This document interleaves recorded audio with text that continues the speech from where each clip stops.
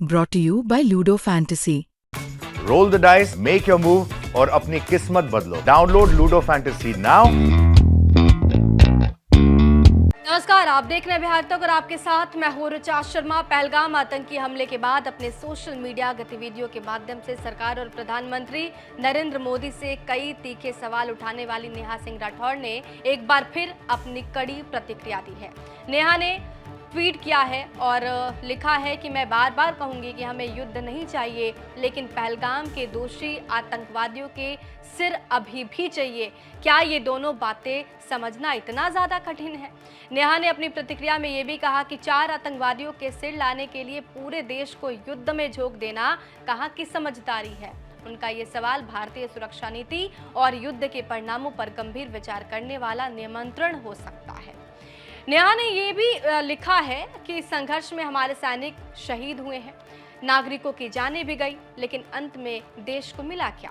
उन्होंने इस लड़ाई के परिणाम को लेकर गहरी चिंता व्यक्त की और ये सवाल उठाया कि क्या इसका कोई ठोस लाभ हुआ है या फिर नहीं। ये कोई पहली बार नहीं है जब नेहा सिंह राठौड़ ने सरकार से सवाल उठाए हों। इससे पहले भी उन्होंने कई बार प्रधानमंत्री नरेंद्र मोदी और सरकार की नीतियों पर कड़ी प्रतिक्रिया दी थी। नेहा ने सोशल मीडिया पर कई बार आतंकवाद, युद्ध और सुरक्षा के मुद्दे पर अपनी चिंता व्यक्त की।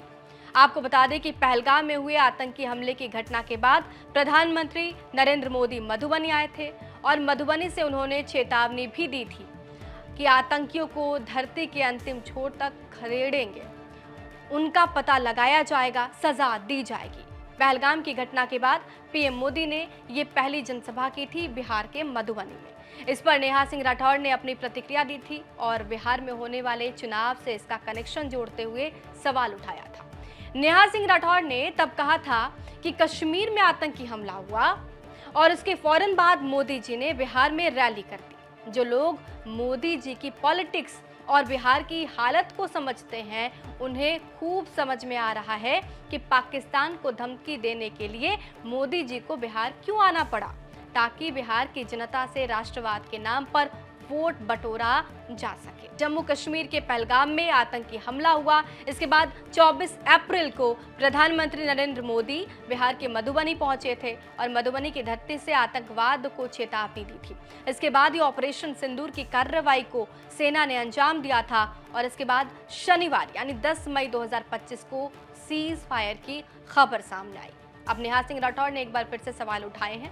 आपको इस मुद्दे पे क्या कुछ कहना है, कमेंट बॉक्स में जरूर बताइए और बने रहिए हमारे साथ, देखते रहिए बिहार।